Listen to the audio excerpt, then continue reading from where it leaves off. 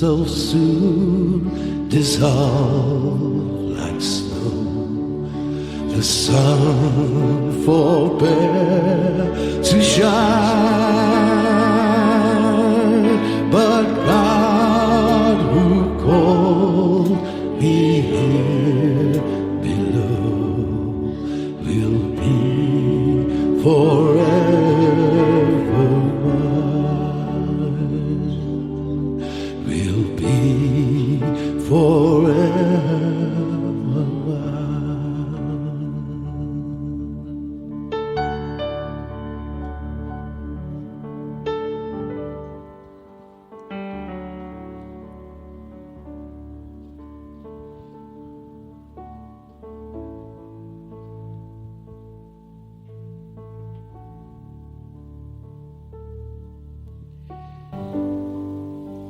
Thank you, Father.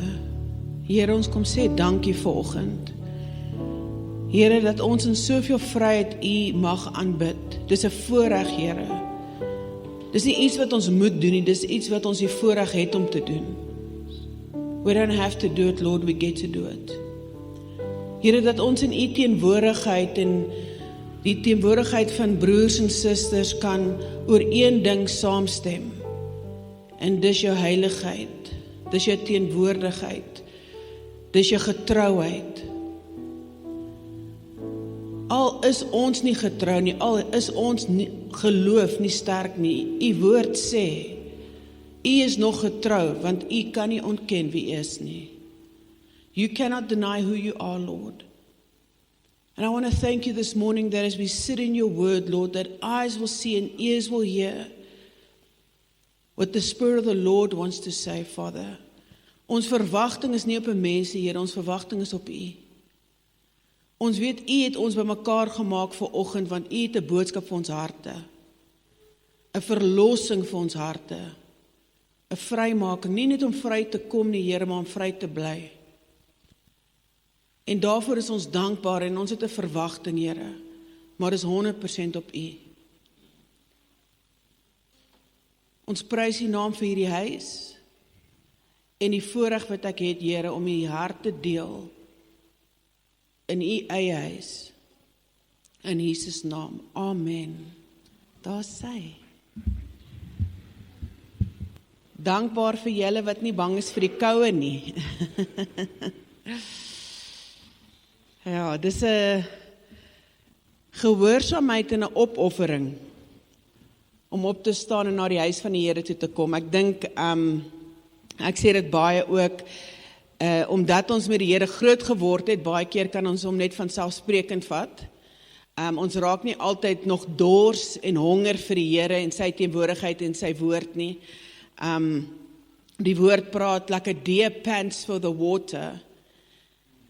En ek wonder partykeer, omdat ons so gereeld gevoer word met die woord en ons die voorreg het om gereeld te drink uit die woord uit, het ons nie meer daai dors.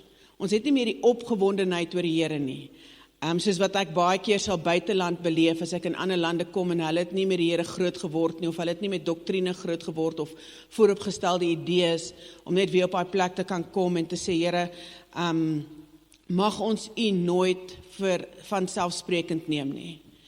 Mag ons nie complacent raak of stagneer in U teenwoordigheid, maar mag ons regtig nog steeds opgewonde raak wanneer die woord gelees word of wanneer ons die woord gegee word.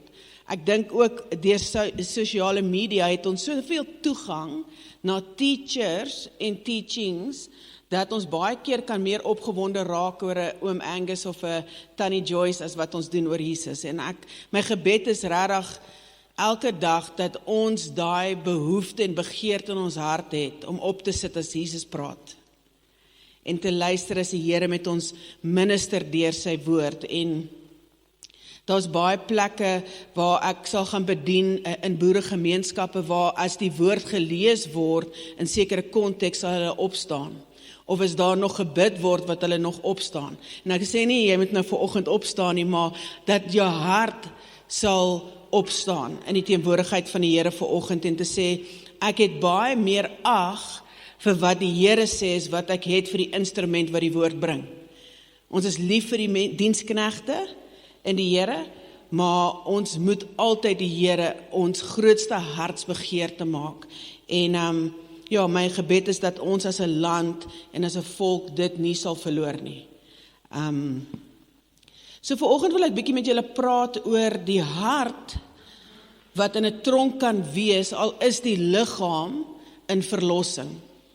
En ons weet soos wat ons die evangelie ontvang het, die boodskap van redding ontvang het, ons weet die Here het gekom om ons vry te maak. Hy het sy bloed gegee om ons verlossing te koop en hy het dit volbring. Ons het nie nodig om iets by dit te doen nie, of by te add nie, of iets extra te doen nie, want die Here se werk is tetelestai, it is done, ons weet dit is volbring. Maar as ek kyk na die liggaam, en ek kyk selfs in my eie huishouding partykeer, en ek kyk partykeer in ons gemeenskap, lyk dit nie altyd vir my asof die liggaam beleef of besef dat hulle in verlossing loop nie. Want as jy dink vir jouself aan iemand wat iets gedoen het en hulle word in 'n tronk gegooi, hulle mindset is baie keer, hulle het nie 'n vooruitsig nie. Of hulle voel bietjie te neergedruk, of hulle voel bietjie depressief, want hulle, alwaaraan hulle nou kan dink is hulle omstandighede, daai 4 mure. En hulle is so ingepak deur daai 4 mure, hulle het nie meer hoop nie. Hulle het nie meer opgewondenheid nie. En ek weet nie of ek net vir myself praat nie, maar ek sien dit ongelooflik baie deesdae in die liggaam. Mense het nie meer hoop en vreugde en vrede nie. Mense het nie meer vooruitsig nie. Ons het al plan A tot Z al probeer in ons eie krag en ons het so 'n bietjie hoop verloor. Selfs in die woord, as ons kan eerlik wees met onsself, die Here spreek verskriklik baie beloftes deur sy woord en ons hoor dit Sondag tot Sondag, selfs deur die week. Op jou Bible app kom die skrif op wat sê Jeremia 29 vers 11, hy ken sy planne wat hy het aangaande jou vir 'n hoop en vir 'n toekoms. En dan dink jy, maar dit lyk nie regtig vir my so nie. En so die Here begin met my toe praat so 'n paar maande terug in my eie pad wat ek met hom stap, oor hoe die liggaam nie loop asof hulle in verlossing lewe nie. Dat hulle fisies nie met ketTINGs vasgemaak is nie, of hulle liggaam is nie fisies in 'n tronk nie, maar hulle loop asof hulle harte nog in 'n tronk sit. Nou as jy gaan kyk na die commissioning skrif, en ek praat nie van waar Jesus die Great Commission gegee het nie, ek praat waar die Here die commission vir die ongereddes gegee het vir Jesus, en dan Jesus dit volbring het deur ons. Dit is Jesaja 61. Die woord sê vir ons, and the Spirit of the Lord is upon him, to take the gospel to the poor, to set loose the captive, and to open up the prison doors. Okay? Dan sê dit, to give the garment of praise for the spirit of heaviness, to give the oil of joy for mourning, and to give beauty for ashes. So ons soek die ruil by die Here, die ruilhandel is die transaksie van, die Here het gekom om vir ons lewe te gee in plaas van dood, redding te gee in plaas van ewige dood. Maar as ek kyk na hoe ons optrede is in ons omstandighede, dan wil ek amper sê, daar's deel van ons wat nog nie heeltemal glo dat daar 'n ruilhandel plaasgevind het nie. Dis asof ons nog steeds sit met die spirit of heaviness. Ons nog steeds in rou gedompel is oor die ekonomie en die finansiële welstand van ons land. En ons het Dawie Rood Woensdag laasweek by ons gehad. Hy is Suid-Afrika se ekonoom en hy is ook deel van ontbytsake. En hy kom praat oor die realiteit van die ekonomie. En hulle het my gevra om te open en ek het geopen met die feit dat God ons ekonomie is. Sê dit dat die ekonomie nie 'n realiteit is nie? Dit is as jou realiteit gekoppel is aan die wêreld. Maar as ons nie 'n hoop het wat bo die omstandighede van die wêreld is nie, wat maak ons anders as die wêreld? Wat gee ons hoop as dit wat ons hoop moet gee nie die goed is wat ons met ons fisiese oë raak sien? So die Here wys vir my die omstandighede waarin ons lewe en die dinge wat teen ons kom bepaal eintlik hoe ons verlossing in watse verlossing ons inloop. En ek wil met julle 'n bietjie praat uit 'n storie wat ons baie goed ken in die woord van Paulus en Silas wat in die tronk gegooi is. En ons kyk baie na hierdie storie, ons dink, ja, dis so amazing, want hulle het gebid en hulle het geaanbid en toe val die tronkdeure oop. En so ons dink, okay, as ek nou in 'n situasie sit, wat ek moet doen is ek moet bid en ek moet aanbid. Nou doen jy dit en daar kom nie verlossing, en dan voel jy, okay, nee, maar hierdie is eintlik, dit is baie nice om dit te hoor, en is nice om dit te preek, maar dit is nie noodwendig altyd 'n realiteit nie. So, ek wil dit bietjie vir jou oopbreek in die woord vanoggend, hoe jy fisies verlos kan word. Daar's mense, want kom ons vat die skrif in Jesaja 61. Die Here sê hy maak die tronkdeure oop vir die prisoners. Nou obviously as daar iemand is wat in die tronk sit vermoord, Jesus gaan hom nie noodwendig uit die tronk uithaal nie, maar hy kan die tronk uit hom uithaal. So jy kan iemand in die tronk gaan besoek en hom na die Here toe lei en hy kan in die tronk sy vonnis uitdien, maar in verlossing loop. He can be a free man inside a prison if he has the gospel. Dis hoekom die Here sê, ons moet die evangelie vat na die mense in die tronke toe. Maar hierdie skrif waar hy sê, laat die tronkdeure oopmaak, hy praat van ons sielse tronk. Jy sien in Psalm 142 vers 7, het sê, free my soul from prison, that I might give thanks to your name. So jou sielsmens, voordat jy tot bekering kom, is in 'n tronk deur die wêreld. Daar's baie goeters en ek, for the sake of time gaan ek nie in detail en alles ingaan nie, maar vandat jy gebore word tot waar jy die Here ontmoet en weer gebore word, is daar multiple omstandighede, verwerping, teleurstelling, al daai goed, vrese, angs, wat jou sielsmens in die tronk sit. Dit is jou hart. Dat die vyand jou hart gevangene wil neem. En dan wanneer die Here kom, sy verlossing wat hy bring, want onthou, jou aardse liggaam gaan nog steeds dood. So die Here het nie gekom om jou aardse liggaam hemel toe te vat nie, hy het gekom om jou siel hemel toe te vat. Met jou gees. Dis hoekom jy sal sien, Dawid praat heeltyd met sy siel, asof dit 'n mens is op sy eie. Bless the Lord, O my soul. Or hy sê, my soul, why are you so downcast? So in Psalm sal jy sien die hele tyd hoe Dawid praat met die siel, asof dit 'n mens is binne in hom. Die Here het nie gekom, want onthou onder die eerste Adam, die vloek het gekom teen die vlees. En daai vloek het gebly, want die Here het gesê die vlees sal doodgaan en die vlees gaan dood. Want ons los hom agter die dag as ons doodgaan. Dan gaan ons sielsmens hemel toe. So die vyand gebruik eintlik net jou vlees en hy maak jou vlees seer en hy kom jou vlees te na sodat jou siel in die tronk kan bly. Sodat jou siel nie in verlossing kan loop nie. So dis so belangrik dat ons weet, as ons wedergebore kom, dat ons in 'n geestelike mindset begin dink oor wat is regtig belangrik, want ons sit baie meer moeite en baie meer werk en lê baie meer klem op ons uiterlike as wat ons doen op ons sielsmens.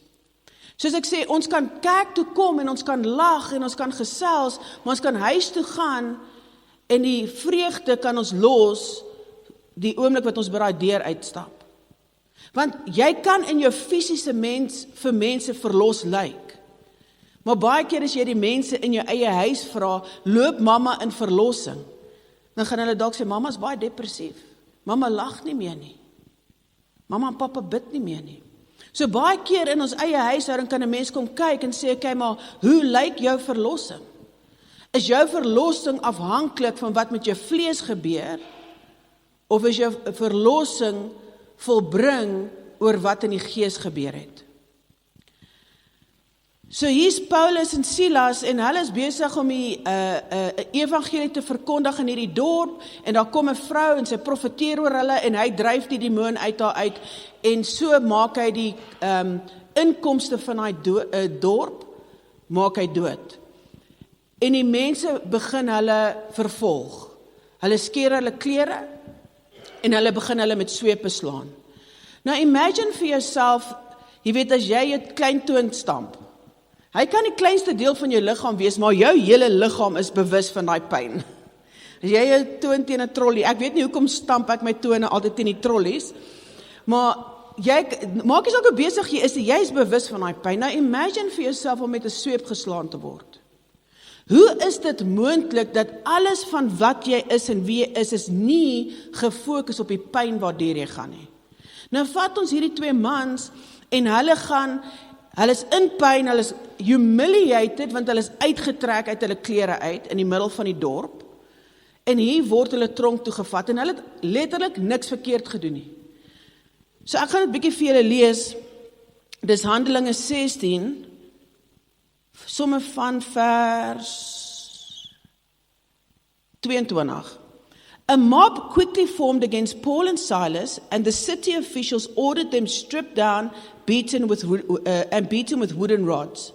They were severely beaten, and then they were thrown into prison. The jailer was ordered to make sure they didn't escape.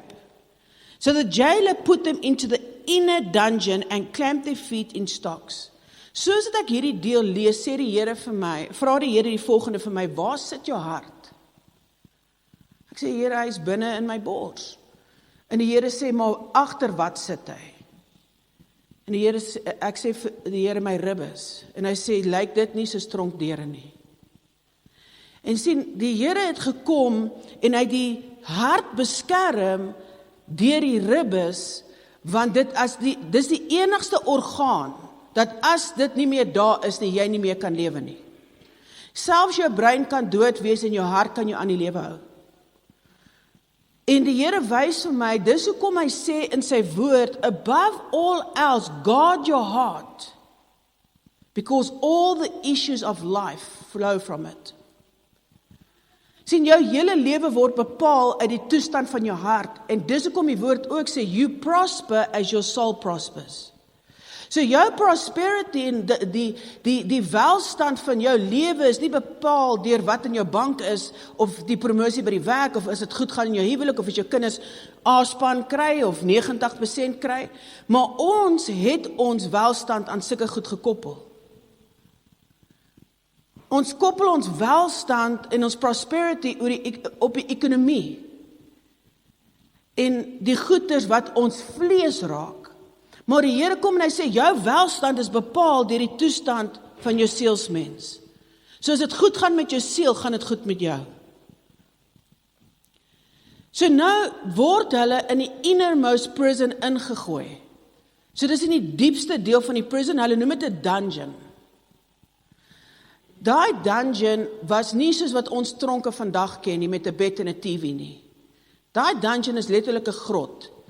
Dis die diepste deel, sodat hulle nooit kan ontsnap nie. So as jy in daai diepste deel is die moeilikste plek uit die hele tronk uit waar jy sal kan ontsnap, want daar's leiers waardeur jy moet gaan om uit te kom. En dis presies hoe die hart is. In ons eerste gebore, in die wêreldse stelsel, is ons hart vol, hoe kan ek sê, leiers van tronkdeure, wat verskeie goed is, so seer kry, bang word, al daai tipe klas van dinge, omstandighede, dis geleier, sodat jou hart nie ontsnap uit die tronk waarin die vyand dit gesit het nie. Jy sien, jou sielsdimensie se fokus is op jouself, jou omstandighede, en wat met jou vlees gebeur. Jou geesmens se fokus is op God, en die koninkryk van God, en wat dit vir jou beteken. So die Here kom deur sy gees om jou sielsmens se fokus op die Vader en die koninkryk van God te sit. En dis wat ons sien gebeur met Paulus en Silas. So hier's hulle in die tronk. Around midnight, Paul and Silas were praying and singing hymns to God, and the other prisoners were listening. Suddenly there was a massive earthquake, and the prison was shaken to its foundations. All the doors immediately flew open, and the chains of every prisoner fell off. Nou imagine, ons dink dis nou 'n super awesome wonderwerk wat hier gebeur het, maar wat Abba vir my oopgebreek het oor hierdie deel. En ek weet partykeer as ek sê die Here het vir my iets gesê, is dit vir mense partykeer ongemaklik, maar Jesus sê, my sheep hear and obey my voice. The stranger will not follow. Dit is die Here se doel vir my om sy stem te hoor. Want die woord sê ook in Johannes, when the anointing's upon you, you'll need no one else to teach you, because the Spirit himself will teach you. So dit is die Here se hart dat sy Gees ons leer. En die Here kom en hy wys vir my, Paulus en Silas se tronkdeure het oopgeval, want in die geestesrelm was hulle nie gebind nie. Jy sien, wat in die gees gebeur sal manifesteer op hierdie aarde. Ons bid dit in die Onse Vader gebed. Vader, op aarde soos in die hemel. So nou wat gebeur is dis hoekom toe die slang vir Paulus pik, hy nie dood gegaan het nie. Want hy was reeds dood in sy vlees. Jy sien, die geestesdimensie het meer geheers in Paulus se lewe as wat die fisiese dimensie het. So die waarheid is, al wat daar gebeur het in daai tronk, is waar hy was in die gees het gemanifesteer in die openbaar. Niemand kon Paulus vasbind sonder die toestemming van God nie. Want hy het nie meer gelewe nie, maar Christus in hom. Hy het dit self verklaar. It's no longer I that live, but Christ who lives in me.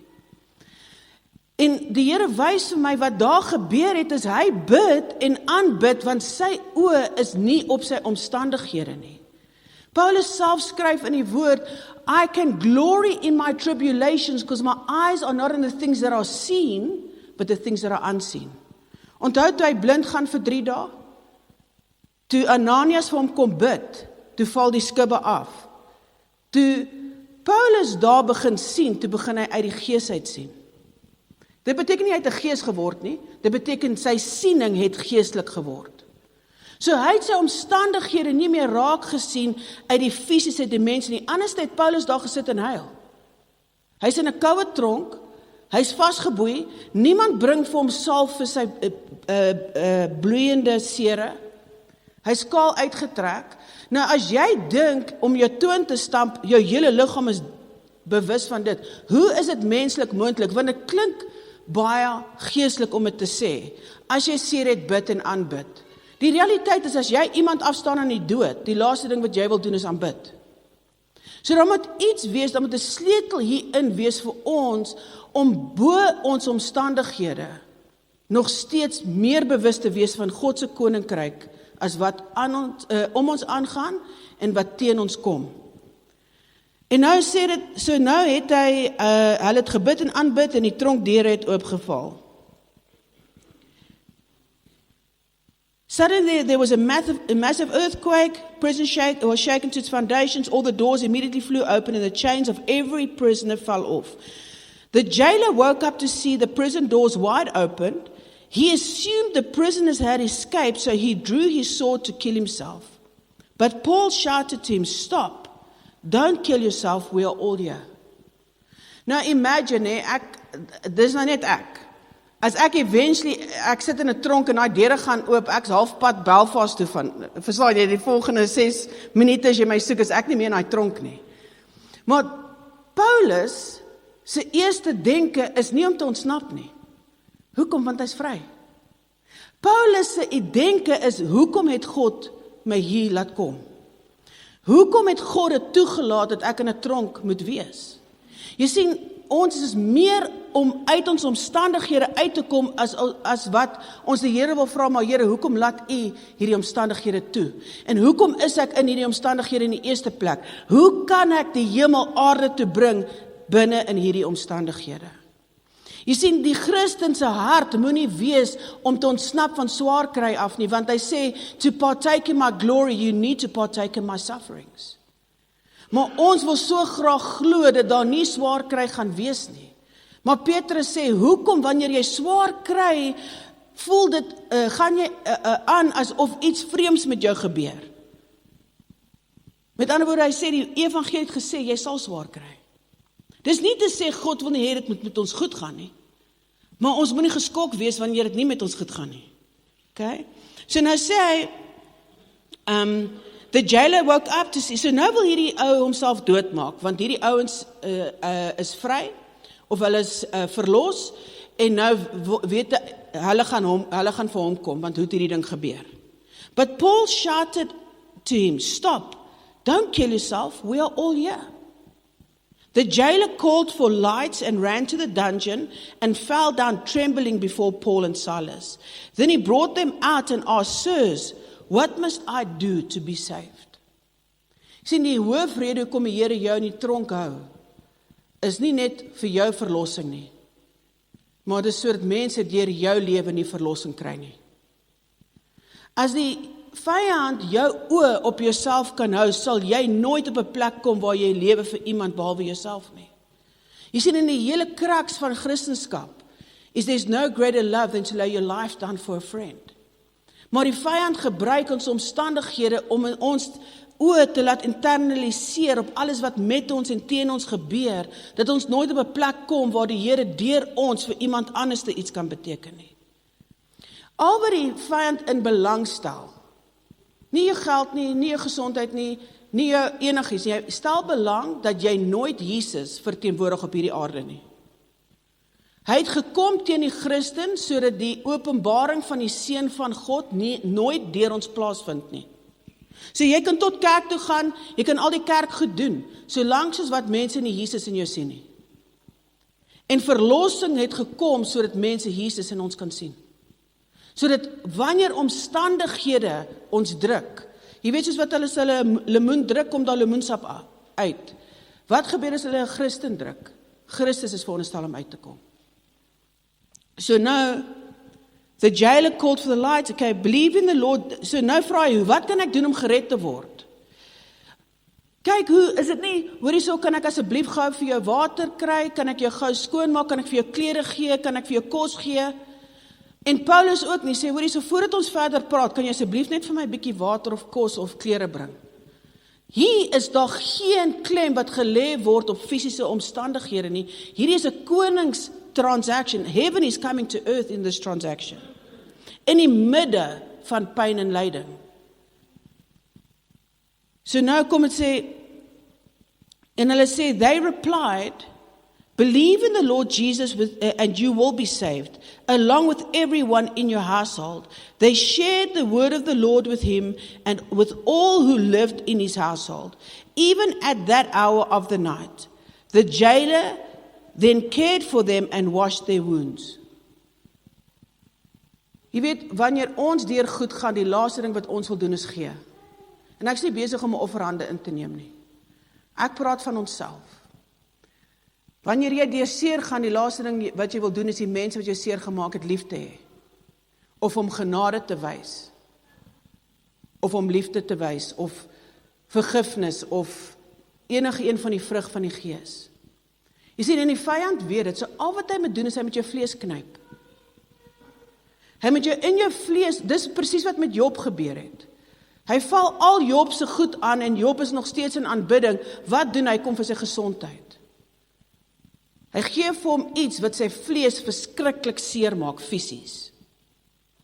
Hoekom? Want hy het gedink, okay, if I cannot take him out, I'll wear him out. En tot vandag toe is dit die strategie van die vyand. Om die dinge wat jou seer maak teen jou te gebruik.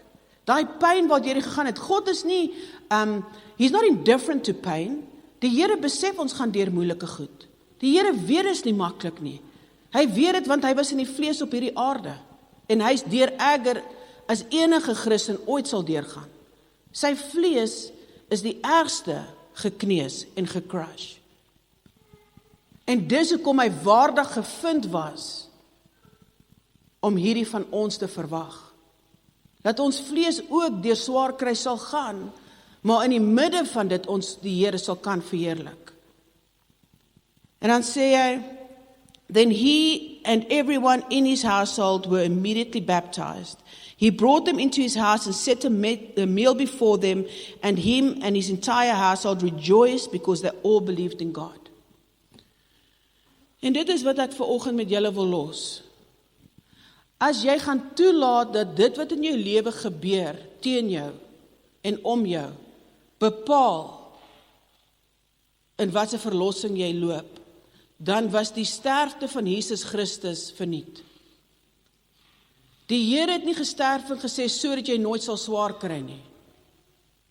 Maar hy het in Filippense 4:13 gesê, in my kan jy alles doen wat jou die krag gee. Johannes 15:5 sê hy, maar sonder my kan jy niks doen nie. Hy het gesterf om jou krag te gee van binnekant af buite toe. Die wêreld wil jou krag gee van buitekant af binne toe. So jou krag moet lê in jou omstandighede en jou titel en wat jy al bereik het of nie bereik het nie. Jou seer kry kom in wat mense van jou sê en wat mense van jou dink, alles aardse goed wat gaan agterbly. Ons is vandag hier, môre is ons nie meer hier nie. Ons is soos 'n mis. Ek het dit vanoggend gesien op die pad. So ek wil vanoggend 'n beroep op jou hart doen. Die woord sê nie study the word to show others approved nie. Die woord sê nie ondersoek iemand anders se hart nie. Maar is 'n tweesnyende swaard, sê Hebrews, that comes to pierce to the deepest joint and the deepest marrow, to reveal the intention of your own heart. Die woord kom soos 'n swaard, en hy openbaar die toestand van ons harte voor die Vader. Hoekom? Sodat ons die Heilige Gees kan vra om ons te help, om ons harte in verlossing te bring. En daai selfde hoofstuk wat Jesus wat ons lees in Jesaja 61 van the Spirit of the Lord is upon him, kom die Here in Lukas 4 en hy staan in die tempel en hy maak die skraal oop en hy begin dit daar lees en hy sê, and the Spirit of the Lord is upon him and he'll take the gospel to the poor, bring freedom to the captives and open up the prison doors. And I say, and today this was fulfilled in your presence. Hy is die fulfillment van die commission. Hy het alles volbring, alles wat jy ooit sal nodig hê vir hierdie pad wat jy moet stap, is nie buitekant jou nie, dis binnekant jou. It's Christ in you, the hope of glory. Everything pertaining to life and godliness was given to you through Christ. En hy kon sy huis op enige deel van hierdie aarde gemaak het, maar hy het gekies om sy huis in jou te maak. Die sad ding is ons sit met die grootste krag in die wêreld, maar ons besef dit nie. Ek luister die ander dag 'n testimony van 'n satanis weer. Want hulle het 'n beter understanding partykeer van die geestesrelm as wat die Christen doen. En hy sê as 'n Christen maar net besef het wat se krag in hom lê, sal ons die helfte van wat ons teen hulle uitgerig kry, nooit uitgerig kry nie. Sê as 'n Christen net 10% of 20% tot die besef kan kom. En dit is hoe Petrus op water geloop het. Dit is hoe Petrus se skare weer mense genees het. Petrus loop op die water en ons dink dis wonderlik, hy kyk vir Jesus, Jesus gee hom krag. Nee. Wat noem ons die feit dat ons op die aarde loop en nie rondsweef nie? Ons noem dit gravity. Wat noem ons die atmosfeer wat verander bo die aarde? Ons noem dit die hemel. Jy sien die ding met Petrus is wanneer jy in die hemel wandel, there's no center point of gravity. So in 'n oomblik van in die koninkryk wandel, kan hy nie sink in water nie, because gravity didn't apply to him. Maar hy kyk af in 'n oomblik van swakheid en hy sê, dit is onmoontlik vir mens om nie te sink op water nie. En hy begin sink. Jy sien, dit is hoekom hulle skadewees mense genees het. Dit is hoekom hulle gepik is deur slange en nie dood gegaan het nie. En Paulus gesê het, ek sal gif drink en niks sal my oorkom nie. Want hulle denke was nie meer die limitations van die wêreld en die vlees nie. Hulle denke was die vermoë van die koning. En dit is regtig die boodskap wat ek julle mee wil bemoedig vanoggend. Mag die Heilige Gees jou oë skuif van dit wat jou fisiese oë kan sien tot dit wat jou geestelike oë sien. Dat die limitations op jou vlees sal wegval en jy werklik die koninkryk aarde toe sal sien kom. Dat media jou nie bang maak nie, want jou voorsiening is nie 'n iets nie, dis 'n iemand. Jou genesing is nie 'n iets nie, dis 'n iemand. Kom ons sluit ons oë. Father, we want to honor you this morning, Lord, because you are the giver of every good and perfect gift. You are the Father of lights. There is no shifting of a shadow in you. There's no darkness in you, and darkness cannot overcome you. Father, you really did give us everything when you sent your Son. You gave us the best of everything you had in your Son. And it pleased you, Lord, to have your Son live in us through your Spirit. May we be mindful this morning that we are supernatural and not just natural. That doesn't make us weird. It doesn't make us flying around, Lord. It makes us operating out of a dominion and a realm that's not limited by flesh. So in this world, you said, Jesus, we will have many trials, but we can take heart because you've overcome this world. I pray today that our eyes will be on you and our feet will stay on the ground, Lord, and that we will bring heaven to earth. Just like we pray in the Our Father's prayer, that these words will start having weight, more weight than what media has, more weight than what people say, that the word of God will carry the weight. We just want to give you all the honor and all the glory this morning. And I speak a blessing over this house and over Peter, Lord, the pastor and his family and the leadership in this house, Lord. I pray that you will cause him to increase, Lord, and that you will bless their hands indeed in their coming in and their going out, Lord, because their reward is in heaven. So we thank you for that, and we love you, and we glorify you. Bless the Lord, O our soul. In Jesus' name, amen.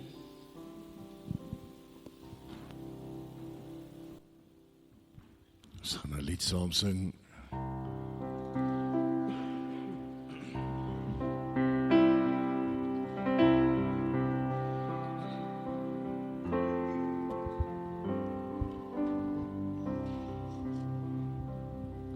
You unravel me with a melody. You surround me with a sound of deliverance from my enemies, till all my fears are gone. I'm no longer a slave to fear. I am a child of God. I'm no longer a slave to fear. I am a child of God.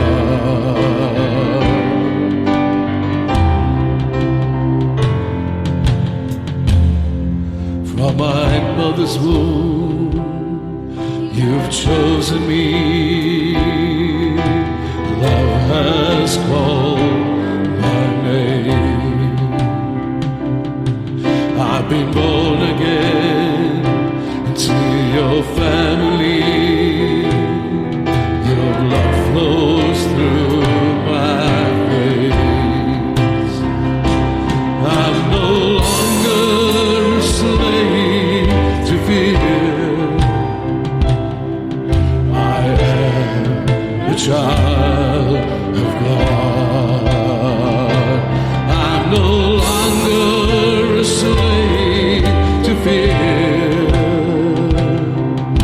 I am a child of God. I am surrounded by the arms of the Father.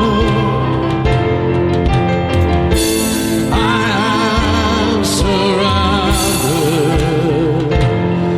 by songs of deliverance. We've been liberated from our bondage. We the sons and the daughters, let us sing our freedom.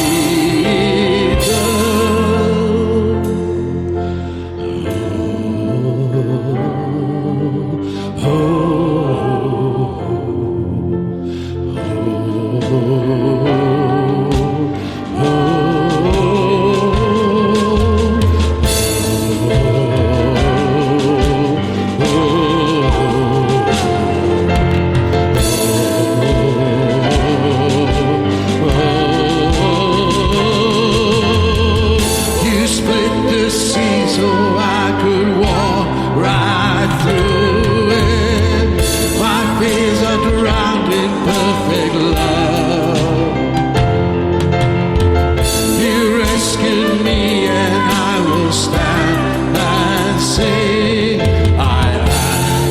a child of God. Yes, I am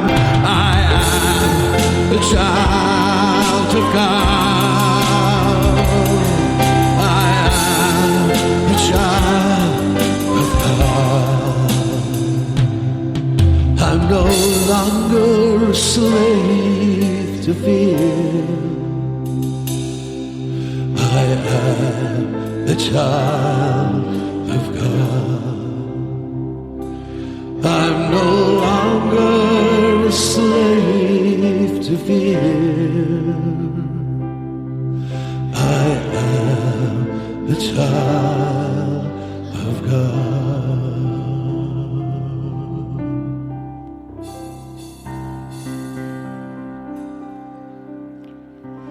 Baie dankie julle, mag elkeen 'n geseënde week hê en mag ons uitgaan en mag ons elkeen die hande en voete van Jesus gaan wees vir elkeen met wie ons te doen kry. Amen.